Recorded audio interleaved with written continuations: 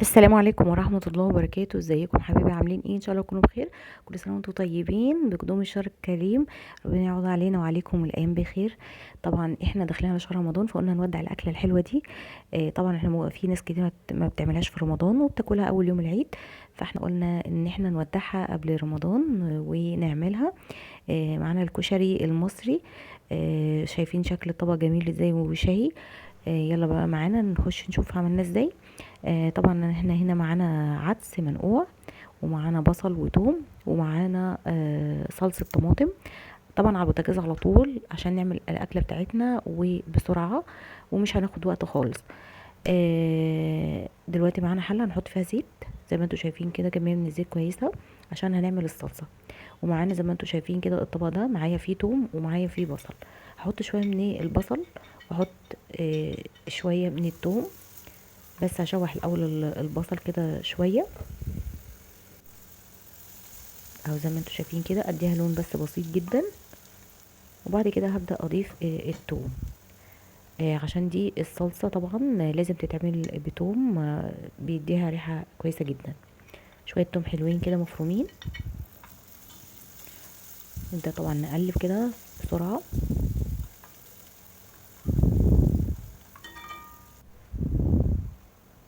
كده خلاص. هو دوت اللون اللي انا عايزاه، وهبدا احط الصلصه. طبعا الصلصه دي مفرزاها تمام، وهسيبها طبعا تفك. وهنا بقى هنجيب حله تانية عشان نعمل ايه؟ هنعمل الكشري بتاعنا هنا. نبدا طبعا نحط شويه من الزيت برضو، وهنبدا ننزل ببصل متقطع مفروم. كميه من البصل كده تمام، وهنبدا نشوحه كده عشان ننزل عليه بالشعريه. ننزل بكميه من الشعريه كده معايا. وبعد كده ابدا اقلب بقى البصل مع الشعريه. وهنا طبعا معايا زي ما انتم شايفين الصلصه على العين التانية شغاله. يعني الاكل كله بيخلص مع بعضه ما بيكملش نص ساعه. هنا ببدا اضيف شويه من التوابل عشان تتحمص مع الزيت وتعمل ريحه في الكشري. يطلع معاك الكشري حلو جدا وريحته حلوه. ببدا احط ايه بقى في الزيت. حطيت كمون، شويه من الكمون المطحون، وابدا اقلب. ايدي طبعا فيها طبعا في الشعريه عشان ما تحمرش مني. وزي ما انتم شايفين حله صلصه، حله المكرونه بتتسلق هناك، وكمان الكشري. هنا ببدا اضيف مكعب مرق الدجاج. دي اختياري مش اجباري. وابدا اقلب كده الشعريه لحد ما تاخد لون معايا زي ما انتم شايفين.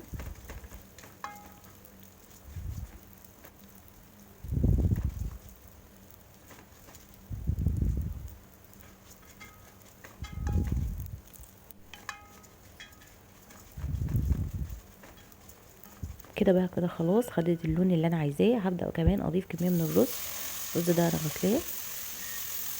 ابدا اضيف كده كميه من الرز، وابدا كمان اشوح مع الشعريه والبصل. بصوا كده يطلع معاكي مفلفل جدا. هنا بقى هبدا اضيف العدس زي ما انتم شايفين. زي ما انا قلت لكم العدس دوت منقوع من الصبح. ابدا بقى اقلب كله مع بعضه كده، وابدا بقى اضيف الميه. هنا هنبدا نحط صويا دبس رمان، وشويه الملح.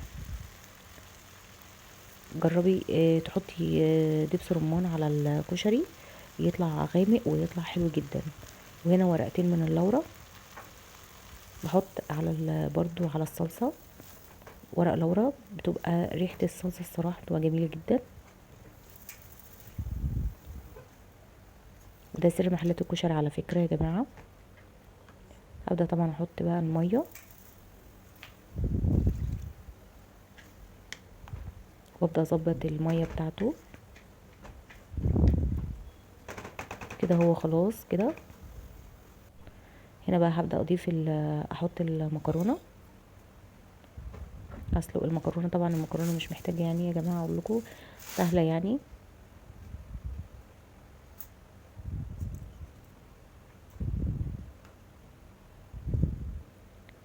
وهنا زي ما انتوا شايفين ادي العدس خلاص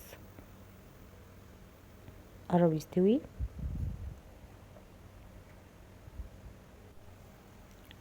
اهو زي ما انتوا شايفين ما شاء الله جميل جدا، على فكرة مفلفل جدا وريحته تحفة. ببدأ طبعا هنا اديله تقليبة بسيطة وارجع طبعا اغطي عليه وكمان اوطي النار عليه.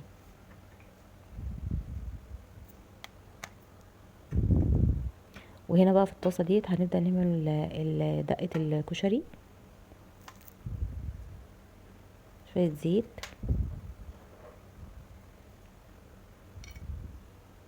وشوية من الثوم المفروم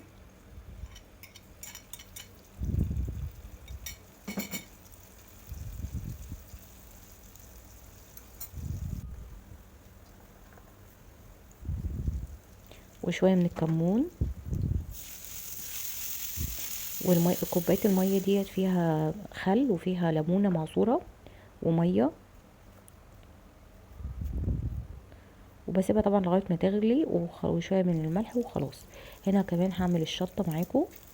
هنا طبعا شوية طبعا من الزيت في الطاسة، ده قرن فلفل عشان تبقى معانا اكتر، تبقى حراقة اكتر يعني.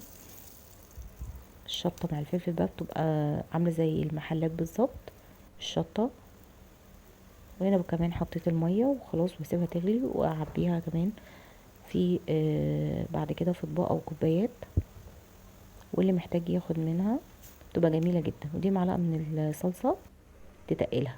وهنا كده بقى يكون الكشري بتاعنا خلص. شايفين شكله جميل ازاي وغامق، وريحته كمان كانت جميلة جدا. وهنا الصلصة بتاعتنا زي ما انتوا شايفين كده جميلة جدا وتقيلة.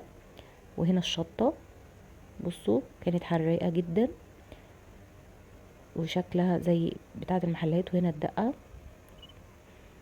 وبكده بقى نكون خلصنا الكشري بتاعنا اهو.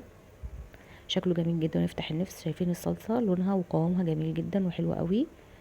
اتمنى الفيديو يكون عجبكم، واتمنى تدعموا الفيديو باللايك، واشوفكم على خير في اكلة جديدة، والسلام عليكم ورحمة الله وبركاته.